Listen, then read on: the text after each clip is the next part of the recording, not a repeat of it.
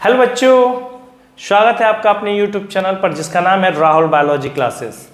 जी हाँ, आज के इस लेक्चर में हम लोग पढ़ने वाले हैं क्लास 10 का पहला चैप्टर जिसका नाम है लाइफ प्रोसेस और इसका आज लेक्चर होने वाला है 9। ठीक है, इस 9 वाले लेक्चर में हम लोग ये देखेंगे कि देखो, इसके पहले तो हमने पढ़ लिया था कि प्रकाश संश्लेषण की प्रक्रिया के लिए कार्बन डाइऑक्साइड है आवश्यक है, सन मतलब क्लोरोफिल आवश्यक है। लेकिन आज हम देखेंगे कि प्रकाश संश्लेषण की प्रक्रिया के लिए क्या जल आवश्यक है ना। तो आज का हमारा टारगेट क्या होगा, जल को लेकर होगा। ठीक है, वाटर जो कि एक इम्पॉर्टेंट फैक्टर है, जो कि बहुत ही इंपॉर्टेंट एंड नेसेसरी कह सकते हो। इस वाटर के बिना तो प्रकाश संश्लेषण की प्रक्रिया संपन्न हो ही नहीं सकती, है ना। तो ये चीजें चलिए देखते हैं वाटर के बारे में क्या है। क्या है कि जितने भी पौधे होते हैं, सपोज करो ये पौधा है, क्या है ये पौधा, ठीक है, ये पौधा है और ये पौधे जो होते हैं, है ना, ये जो पौधे हैं ये अपने जड़ों के द्वारा ये क्या करते हैं, तो पौधे जो होते हैं अपने भोजन की अधिकांश भाग कहाँ से मिलता है इन्हें, पौधे को अपने भोजन के लिए जो अधिकांश जो भोजन होता है, जो न्यूट्रिशन मिल पाता है, उसको अपना भोजन का अधिकांश भाग कहाँ से मिलता है, तो आप कहना जल से मिलता है। कहाँ से मिलता है, जल। और जल कहाँ होता है, यहाँ होता है। जल कहाँ होता है, यहाँ, है ना, जड़ के पास। तो ये पौधे जो होते हैं अपने भोजन का अधिकांश भाग कहाँ से ग्रहण करते हैं, जल से ग्रहण करते हैं। और जल के कारण ही इन पौधों में क्या होती है, वृद्धि होती है। इन पौधों में क्या होती है, वृद्धि देखने को मिलता है। तो जल के कारण ही उन पौधों में क्या होती है बाबू, वृद्धि होती है। पौधे अपनी जड़ों द्वारा भूमि से जल, पौधे अपने जड़ से क्या करते हैं, जल तो ग्रहण करते ही हैं, लेकिन साथ ही साथ उस जल में घुले हुए कुछ खनिज लवण जैसे कि nitrogen, phosphorus, calcium, magnesium, iron जैसे कुछ ऐसे मिनरल्स है, उनको भी ये क्या करते हैं, अवशोषित करते हैं। और जड़ों के द्वारा जो ग्रहण किया गया था जल, उसको किसके द्वारा, तो यहाँ पर क्या होता है, जाइलम उत्तक, क्या होता है, जाइलम उत्तक के द्वारा उसको ट्रांसपोर्ट करता है। जाइलम उत्तक के द्वारा क्या करता है, उसको ट्रांसपोर्ट करके पौधे के विभिन्न भागों में और साथ ही साथ पत्ती तक पहुंचाने का काम करता है।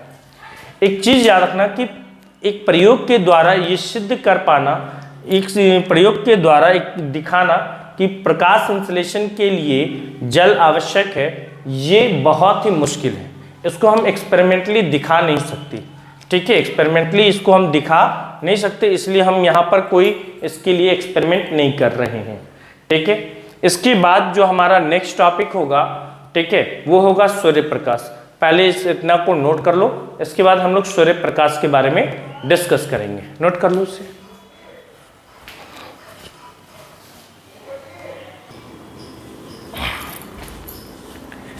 चलिए, तो अब हम आगे बढ़ते हैं। आगे देखते क्या है, आगे हमारा जो टॉपिक है वो टॉपिक क्या है, सूर्य प्रकाश। टॉपिक क्या है हमारा, सूर्य प्रकाश। अब सूर्य प्रकाश की अगर हम बात करें, ठीक है, अगर हम सूर्य प्रकाश की बात करें तो जितने भी हरे पेड़ पौधे होते हैं, आप देख रहे हैं ये हरा एक पेड़ पौधा है, ठीक है ना। इस पौधे में क्या होता है कि ये जो हरा पेड़ पौधा है, उस हरे पेड़ पौधे में इसकी पत्तियों में हम क्या देखते हैं, क्लोरोप्लास्ट। क्या देखते हैं, क्लोरोप्लास्ट नजर आता है। और उस क्लोरोप्लास्ट के पास पाया जाता है क्लोरोफिल। तो याद रखना, जितने भी हरे पेड़ पौधे होते हैं उनके पास पाई जाती है क्लोरोप्लास्ट, और उस क्लोरोप्लास्ट के पास पाया जाता है क्लोरोफिल। और क्लोरोफिल के पास ये क्षमता होती है, ये क्षमता होती है, उसके पास ये ताकत होती है कि वो सोलर एनर्जी को क्या कर सके, ये सनलाइट एनर्जी को क्या कर सके, यूज कर ले, उसको ट्रैप कर सकता है। और साथ ही साथ उस सोलर एनर्जी को वो चेंज कर देता है किसमें, केमिकल एनर्जी, दैट मीन्स की ग्लूकोज में कन्वर्ट कर देता है। ये क्षमता केवल और केवल किसके पास है, क्लोरोफिल के पास। इस धरती पर सोलर एनर्जी को ट्रैप करने की ताकत अगर कोई है किसी के पास, तो वो कौन है, क्लोरोफिल है ना। किसके पास है, क्लोरोफिल के पास है। है ना, जो सनलाइट को यूज करके किसमें चेंज कर देगा, केमिकल एनर्जी यानी कि ग्लूकोज के फॉर्मेशन में कर देता है। इतनी बातें क्लियर है। अब देखो प्रकाश संश्लेषण की क्रियाविधि, प्रकाश संश्लेषण की प्रक्रिया होती कैसे है। देखो जैसे ही सनलाइट ठीक है ना, जैसे ही सनलाइट कहाँ पड़ती है, इस हरे पत्ती पे पड़ते हैं। मान लो ये सोलर एनर्जी है, ये सोलर एनर्जी है, और ये सोलर एनर्जी किस पे पड़ी, इस पत्ती पे पड़ रहा है। किस पे पड़ रहा है, इस पत्ती के ऊपर पड़ा। तो पत्ती में मौजूद जल दो भागों में टूट जाता है, हाइड्रोजन और ऑक्सीजन, हाइड्रोजन और ऑक्सीजन में टूट जाता है। इस प्रक्रिया को हम कहते हैं प्रकाशिक अपघटन, यानी कि when the water molecules break down into hydrogen and oxygen in the presence of sunlight, this process is called photolysis of water। मैंने क्या बोला, जब जल के अणु हाइड्रोजन और ऑक्सीजन में टूट जाते हैं सूर्य के प्रकाश की उपस्थिति में, तो यह क्रिया प्रकाशिक अपघटन कहलाता है। क्या कहलाता है, प्रकाशिक अपघटन कहलाता है।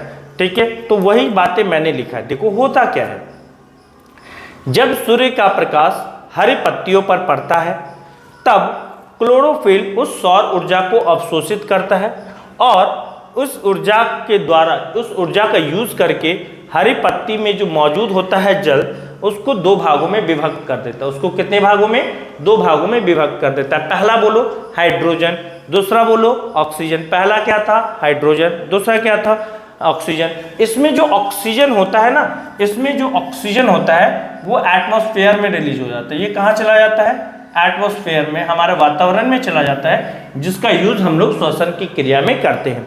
जबकि ये हाइड्रोजन जो है ये कार्बन डाइऑक्साइड के साथ जुड़ जाता है, कार्बन डाइऑक्साइड के साथ जुड़ जाता है। किसके साथ, कार्बन डाइऑक्साइड के साथ जुड़कर क्या बना देता है, ग्लूकोज के निर्माण में चला जाता है। इतनी बातें क्लियर हो गई, हाँ या ना। तो हाइड्रोजन कार्बन डाइऑक्साइड के अणुओं के साथ मिलकर ग्लूकोज का फॉर्मेशन करता है, जबकि ऑक्सीजन जो है वो किसके साथ मिल जाता है, एटमॉस्फेयर में रिलीज हो जाता है, और इसका यूज हम लोग सनलाइट मतलब श्वसन की क्रिया में करते हैं। अब देखो प्रकाश संश्लेषण की जो पूरी क्रियाविधि है, क्या लगता है, प्रकाश संश्लेषण में बोल रहा हूँ तो प्रकाश संश्लेषण की क्रिया को करने के लिए, पूरी प्रोसेस को कंप्लीट करने के लिए क्या हमें सनलाइट की जरूरत होती है, नहीं। सनलाइट की जरूरत केवल और केवल वाटर को ब्रेक करने के लिए होती है।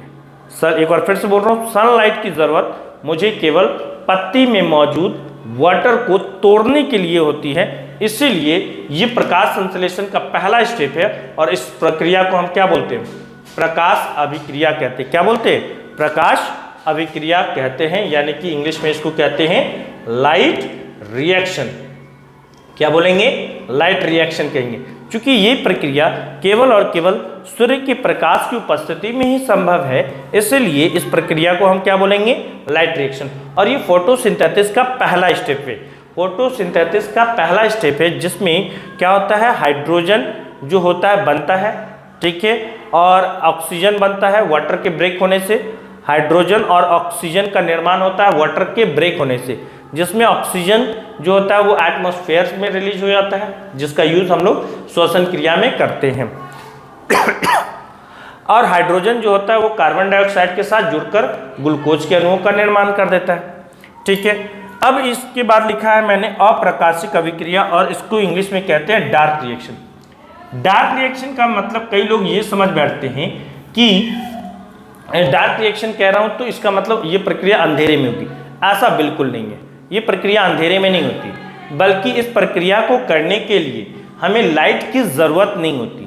इस प्रक्रिया में हम यूज़ क्या करते हैं, जो प्रकाशिक अभिक्रिया यानी कि जो लाइट रिएक्शन हुआ और उस लाइट रिएक्शन में जो बने प्रोडक्ट, उन प्रोडक्ट का यूज़ हम करते हैं किसके लिए, ग्लूकोज के निर्माण के लिए। तो अब आप कहोगे कि लाइट रिएक्शन में प्रोडक्ट के रूप में क्या बना, तो लाइट रिएक्शन में प्रोडक्ट के रूप में हाइड्रोजन आयन बने और एटीपी बने। क्या बने, हाइड्रोजन आयन और एटीपी बना।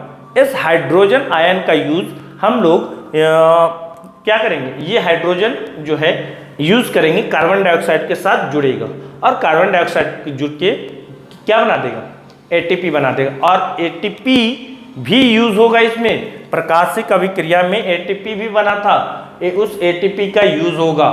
क्या यूज होगा? एटीपी का यूज होगा। ठीक है, अब यहां पर एक चीज सुन लो, ग्लूकोज के अणुओं का निर्माण हो गया। ओके, इतनी बातें समझ में आ गई। चलो जी, अब ये ब्रेक हो गया, मैं तोड़ देता हूं इस जल को। चलो, ये हाइड्रोजन में टूट गया, ऑक्सीजन में टूट गया। ऑक्सीजन जो है स्टोमाटा से निकल गया, ऑक्सीजन क्या हो गया? स्टोमाटा से बाहर एटमॉस्फेयर में निकल गया। अब ये हाइड्रोजन इस कार्बन डाइऑक्साइड के साथ जुड़कर क्या बना देगा? C6H12O6 SNO, और इस प्रोसेस में वाटर भी रिलीज होता है। क्या रिलीज होता है? वाटर भी रिलीज होता है। यस या नो? यहां तक कोई दिक्कत? कोई दिक्कत नहीं है। चलिए, अब ये जो प्रक्रिया की अगर हम बात करें, इस प्रक्रिया की, तो ये प्रक्रिया सेल के क्लोरोप्लास्ट में कहाँ? जैसे देखो, पूछता है ऑब्जेक्टिव, ये क्या है बाबू? क्लोरोप्लास्ट। और क्लोरोप्लास्ट जो होता है वो double membrane bounded cell organelle होता है। क्या होता है? Double membrane bounded cell organelle होता है। यहाँ पर ये क्या होता है? इसको बोलते हैं हम लोग थाइलाक्वाइड। क्या बोलते हैं? थाइलाक्वाइड। और थाइलाक्वाइड, और पूरे को क्या बोलोगे? ग्रैनम। पूरे को क्या बोलोगे? ग्रैनम। पूरे को बोलोगे ग्रैनम, एक को बोलोगे थाइलाक्वाइड। थाइलाक्वाइड, ठीक है। अब ये जो थाइलाक्वाइड है, तो लाइट रिएक्शन जो होता है वो इसी थाइलाक्वाइड में होता है। ठीक है ना? क्वेश्चन आता है कि क्लोरोप्लास्ट के किस भाग में प्रकाश संश्लेषण की अभिक्रिया होती है, तो आप कहना लाइट रिएक्शन जो होता है वो कहाँ होता है? थाइलाक्वाइड में होता है। और डार्क रिएक्शन जो होता है वो कहाँ होता है? इस स्ट्रोमा में। तो इसको क्या बोलते हैं? स्ट्रोमा बोलते हैं। क्या बोलते हैं? स्ट्रोमा। Stroma, stroma. और यहाँ पर क्या देखने को मिलता है? डार्क रिएक्शन देखने को मिलता है। क्या देखने को मिलता है? डार्क रिएक्शन देखने को मिलता है। इतनी बातें समझ में आ गई? इतनी बातें समझ में आ गई? चलिए, तो ये था light reaction, dark reaction. Light reaction में क्या होता है कि लाइट रिएक्शन सूर्य के प्रकाश की उपस्थिति में ही संभव है, और इस प्रक्रिया में जल का विघटन होता है। जल हाइड्रोजन और ऑक्सीजन के अणुओं में टूट जाते हैं, और साथ ही साथ एटीपी भी बनता है यहाँ पर। ठीक है, हाइड्रोजन और एटीपी का ये एज अ प्रोडक्ट के रूप में बने हैं, और जो ऑक्सीजन था वो एटमॉस्फेयर में बाहर निकल गया। ठीक है, जबकि हाइड्रोजन और एटीपी प्रोडक्ट के रूप में बने थे, जो उसका यूज डार्क रिएक्शन में होगा। जिसका यूज कहाँ होगा?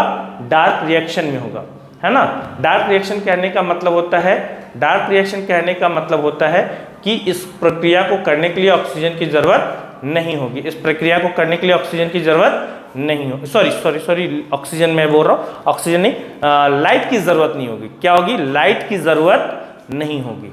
बात समझ में आ गई यहाँ तक? कोई दिक्कत है? चलिए, तो इस तरह से ये टॉपिक हो गया हमारा कंप्लीट। ओके, नोट कर लीजिए इसको।